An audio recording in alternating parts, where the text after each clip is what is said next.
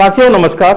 भूमकाल समाचार से आप परिचित हैं। भूमकाल समाचार जो है आदिवासियों की लड़ाई, आदिवासियों के संघर्ष से संबंधित है और हमेशा हम कोशिश करते हैं कि देश भर में आदिवासियों की लड़ाई, आदिवासियों का संघर्ष आपके सामने आए। और ये इसलिए भी जरूरी है कि आदिवासी जो है आपके हिस्से की लड़ाई लड़ रहे हैं। इसलिए जरूरी है कि आपके पीढ़ियों के लिए ऑक्सीजन और पानी की जरूरत बनी रहे, हमेशा ज़रूरत पूरी होती रहे। मगर हमने इस अंग से एक नया चीज़ शुरू किया है कि हम राष्ट्रीय और अंतर्राष्ट्रीय कुछ ऐसे मुद्दे भी आज के दिन आपको पेश करेंगे जिसमें कि आपको आदिवासियों की लड़ाई प्रभावित होती है, उन बातों से भी आपका वास्ता बना रहे। तो आज हम ये पहला कार्यक्रम आज शुरू कर रहे हैं आपके सामने राष्ट्रीय मुद्दे पे, जो देश को पूरी दुनिया के सामने आज शर्मनाक स्थिति में ला के खड़ा कर दिया है। तो आप देखना शुरू कर चुके हैं भूमकाल।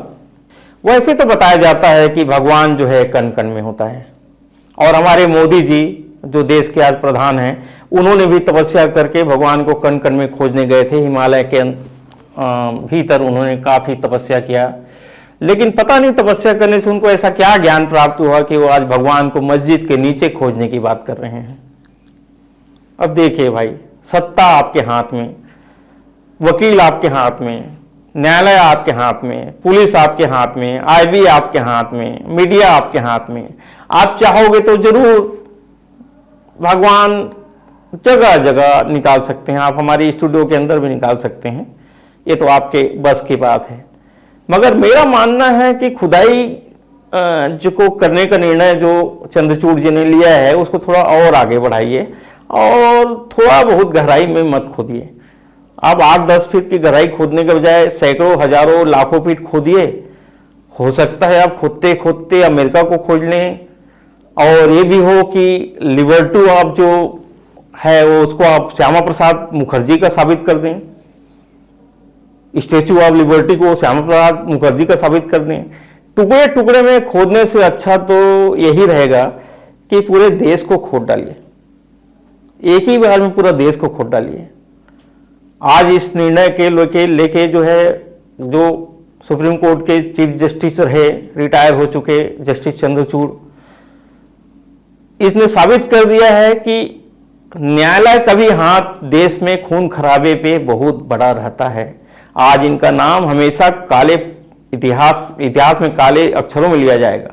भारत का इतिहास 3000 साल पुराना है। सभ्यताओं, तमाम प्रकार की सभ्यताएं आई।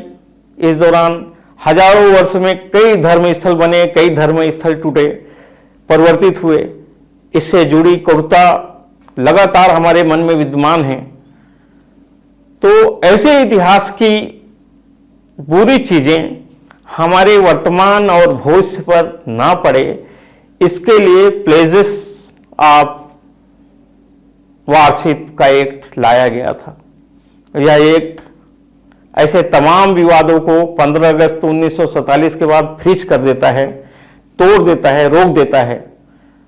यानी रिपब्लिक ऑफ इंडिया की जिस दिन नींव पड़ी, उस दिन से धर्म स्थल बौद्ध हो या मुस्लिम हो या हिंदू हो या सिख हो या पारसी हो या जैन हो, ये धार्मिक स्थल का जो महत्व जैसा था वैसा ही रहेगा, ऐसा तय किया गया।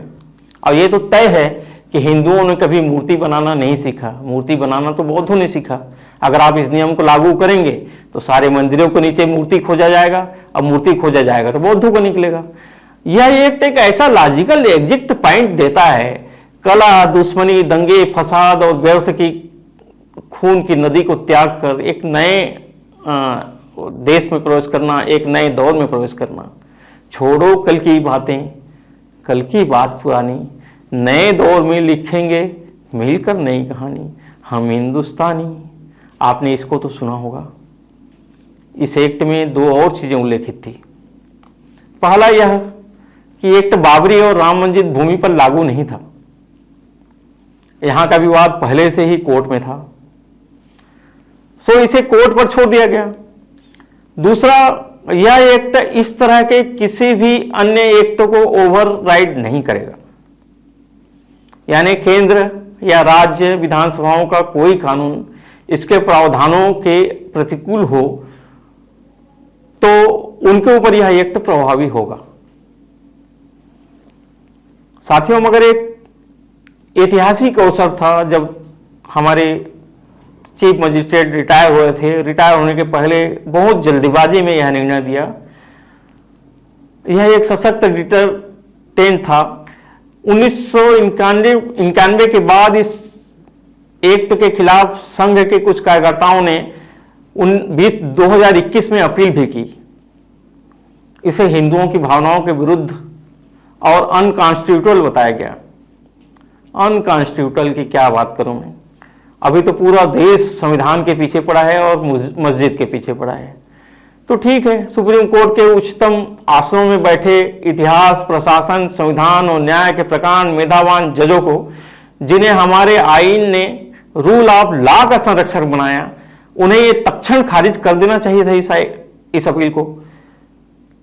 पर DY चंद्रचूड़ की बेंच ने इसे स्वीकार किया और देश को बता दिया कि न्यायालय को, देश के न्याय व्यवस्था पूरी तरह से सत्ता के अधीन हो चुकी है और लोकतंत्र खत्म हो चुका है।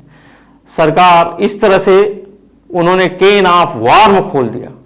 अब जगह जगह दंगे और फसाद की नींव रखी जा चुकी है। इसके साथ सुप्रीम कोर्ट ने धर्म स्थलों के स्वरूप परिवर्तन की किसी भी कोशिश पर स्टे देने से इनकार कर दिया। अयोध्या मामले में कोर्ट द्वारा कराए गए सर्वे भी नजीर बने। लो कोर्ट्स की भी हिम्मत नहीं बढ़ी। अब कोई भी जज किसी भी स्थानीय नेता की पिटीशन लेकर सर्वे कराने लगा है। क्या बताएं, पूरे विश्व में हमारी शिक्षा इधर हो रही है।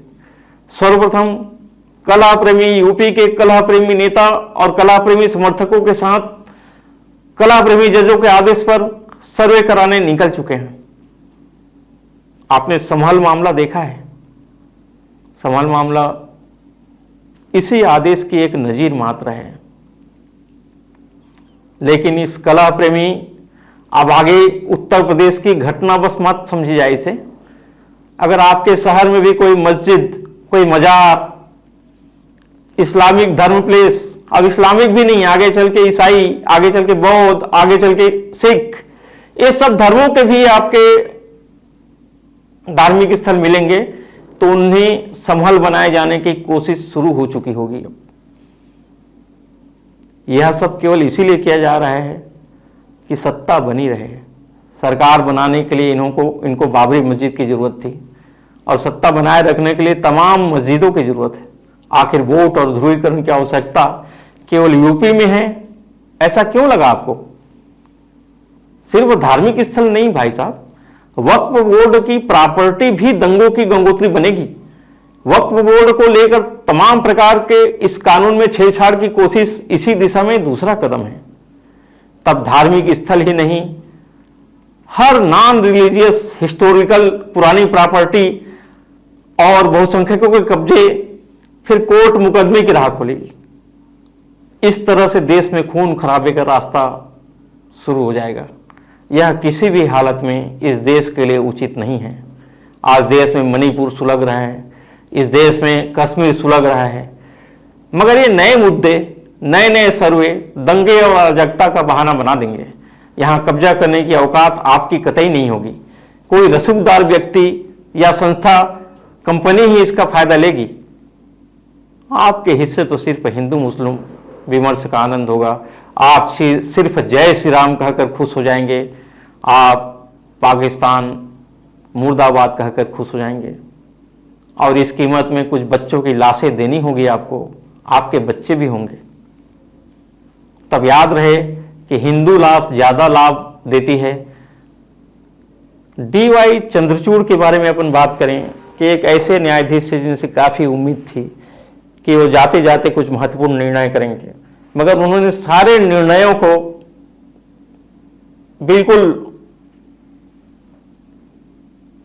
खारिज करके अपने आप को RSS का एक भक्त बता के, अपने आप को उन्होंने एक धर्म विशेष का व्यक्ति बता के इस देश के न्याय व्यवस्था को खारिज कर दिया है। मगर जब समाज को, भावी पीढ़ियों को कुछ देने का समय आया, बाकायदा पद, जिम्मेदारी और कर्तव्य के रूप में आया, तो मुकर गए। अब उन्हें अकेले क्या दोष देना। भारत का पढ़ा लिखा, धनी, रसूखदार, प्रभावशाली वर्ग, सब के सब और जो प्रोफेशनल हैं, सब इस कोशिश में भागीदार बने हुए हैं। हमारी मीडिया पूरी तरह से अडानी, अंबानी और कॉर्पोरेट जगत की रखेल बन चुकी है।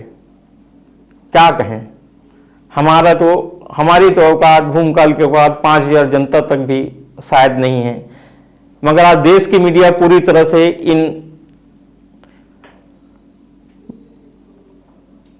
अडानी, अंबानी जैसे बड़े कॉर्पोरेट घराने के हाल। बस मैं इतना कहना चाहता हूं कि ये जो टपकता हुआ जरा सा लहू वहां शुरुआत है। खून की नदी और इस देश के कदम, खून की नदी की ओर इस देश के कदम फिसल चुके हैं। पुलिस, कोर्ट, सरकार, मीडिया, सरकार, लेखक, वक्ता, कवि, कार्टूनिस्ट, सेलिब्रिटी सभी गिद्ध बनकर आज अपने हिस्से की बूटी तलाश रहे हैं। तो ये जान लीजिए कि ये बूटी उनके हिस्से की नहीं है, आपके बदन से ही नुचेगी।